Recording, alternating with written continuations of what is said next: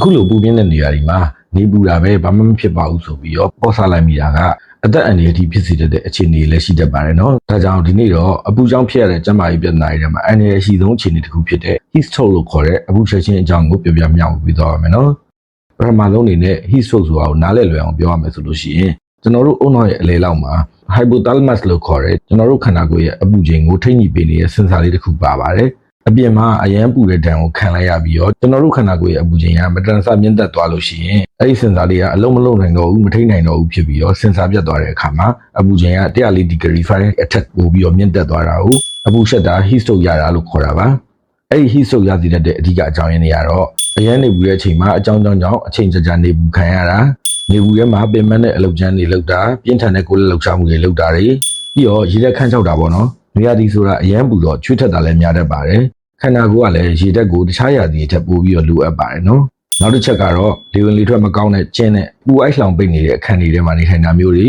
ကားတွေကိုစီကုံမှာဆိုးလို့ gas ကုံမှာဆိုးလို့ခြွေတာပြီးတော့အဲကွန်မဖွင့်မနဲ့မှန်ပိတ်ပြီးတော့နေတာမျိုးတွေကလည်းခန္ဓာကိုယ်အပူချိန်လွန်ကဲခြင်းကိုဖြစ်ပေါ်စေပြီးတော့ heat stroke ရစေတတ်ပါတယ်နော်ဒါဆိုရင် heat stroke ကအသက်အန္တရာယ်ကြီးဖြစ်စေတဲ့အပြင်တကယ်လို့အသက်ဘေးကလွတ်သွားခဲ့ရင်တော့အုံနောက်ပျက်စီးတာနှလုံးပျက်စီးတာနဲ့ကြောက်ကပျက်စီးတာတွေကြွသားတွေထိခိုက်ပျက်စီးတာတွေဖြစ်စေတဲ့အတွက်heat stroke မဖြစ်ခင်ခန္ဓာကိုယ်ကကြိုတင်သတိပေးထားတဲ့လက္ခဏာတွေကိုသိထားဖို့လည်းအရေးကြီးပါတယ်။အဲ့ဒီအဓိကလက္ခဏာတွေကတော့နံပါတ်1ကိုယ်အပူချိန်အလွန်ကျွံတက်တာပေါ့နော်။အပူချိန်အလွန်ကျွံတက်ပြီးတော့ချစ်တောင်းနေအောင်ကိုပူလာတတ်ပါတယ်။နံပါတ်2ကတော့ခေါင်းထဲမှာတိတ်တဲ့နေအောင်ကိုခေါင်းရမ်းကြိုက်တာမျိုးတွေမူးဝေပြီးတော့ပြုတ်ကျင်အန်ကျင်တာမျိုးတွေလည်းဖြစ်တတ်ပါတယ်။နောက်နံပါတ်3ကတော့စကားပြောတာဘလုံးမထွေးဖြစ်လာတာမျိုးတွေကြောင်ချောက်ချပြောတာတွေနဲ့သတိလစ်သွားတဲ့အထိဖြစ်စေတတ်ပါတယ်။နံပါတ်4ကတော့အပူကြောင့်နှလုံးကပို့ပြီးတော့အလုပ်လုပ်ပေးရတော့နှလုံးခုန်တာပိုမြန်လာတဲ့အတွက်မောတာပင်မနှွမ်းနေတာတွေလည်းဖြစ်တတ်ပါတယ်။နံပါတ်5ကတော့ချွေးတွေကအစာပိုင်းမှာအရန်ထွက်ပြီးမဲ့တဖြည်းဖြည်းနဲ့အရေပြားက6တွေ့လာပြီးတော့ပူလာတာမျိုးတွေချွေးထွက်ပုံပြောင်းတာမျိုးတွေဖြစ်တတ်ပါတယ်နော်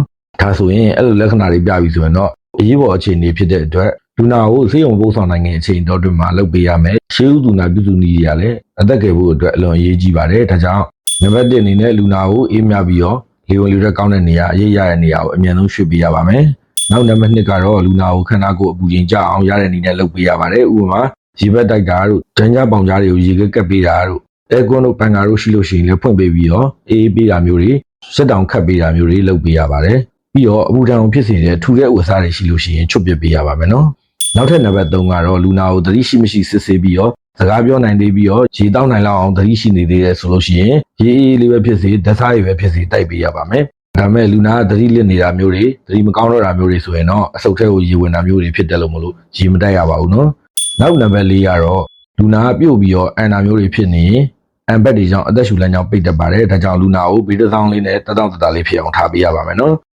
နောက်ဆုံးနံပါတ်5ကတော့လူနာကိုအဲ့လိုရှေးဥနာပြုစုနည်းတွေလုပ်ပေးနေနေပဲနီးစပ်ရာဆေးရုံဆေးကန်းကိုအမြန်ဆုံးပို့ဆောင်ကူတာမှုခံယူရမှာပဲဖြစ်ပါတယ်။အပူရှက်တာကအုံနောက်နဲ့ကိုရင်းအင်္ဂါတွေကိုထိခိုက်ပျက်စီးစေတဲ့အတွက်စနစ်တကျကူတာမှုခံယူဖို့လိုအပ်ပါတယ်နော်။ဒါဆိုရင်အပူရှက်ခြင်းအကြောင်းရဲ့အပူရှက်တဲ့အခါအရေးပေါ်ပြုစုအသက်ကယ်နည်းကိုလည်းသိသွားပြီဆိုတော့ heat stroke မဖြစ်ရအောင်အပူမရှက်အောင်ကြိုတင်ကာကွယ်ဖို့အတွက်လည်းနံပါတ်1အနေနဲ့ရေများများတောက်ပေးရပါမယ်။ခုလိုပူပြင်းတဲ့နေရာဒီမှာရေကိုဆာဆာမဆာဆာပုံမှန်ထက်ပိုသတိထားပြီးတော့တောက်ပေးရတာကကျန်းမာရေးအတွက်ရောစိတ်ကြည်လင်လန်းဆန်းစေဖို့အတွက်ရောအများကြီးထောက်ကူပြုပါတယ်။အပူမရှက်အောင်လည်းကြိုတင်ကာကွယ်ပြီးသားဖြစ်သွားမှာပါ။သွေးတိုးယောဂမရှိရင်ဓာတ်စားရည်လည်းတောက်ပေးလို့ရပါတယ်။စီးချိုမရှိရင်လည်းအားဖြည့်ချိုရည်လေးတွေတောက်ပြီးတော့လည်းရေတက်ဖြစ်ပေးနိုင်ပါတယ်နော်။နံပါတ်2ကတော့နေရာဒီမှာအပူဆုံးချိန်တွေဖြစ်တဲ့မနက်7:00နာရီခွဲကနေပြီးတော့ညနေ3:00နာရီခွဲအတွင်းမှာအပြင်ထွက်တာကိုရှောင်ပြီးတော့နေအပူကိုရှောင်ပေးရမှာဖြစ်ပါတယ်။နောက်နံပါတ်3ကတော့နေပူရဲ့ချိန်မဖြစ်မနေပြင်ထွက်ရပြီဆိုလို့ရှိရင်လည်းထီတို့အုတ်ထုပ်တို့နေကမျက်မှန်တို့လိုနေပူကံကာကွယ်မဲ့အကာအကွယ်ပစ္စည်းလေးတွေနဲ့မှထွက်ကြပါနော်။နံပါတ်4ကတော့အခုလိုပူရိုက်တဲ့နေရာဒီမှာ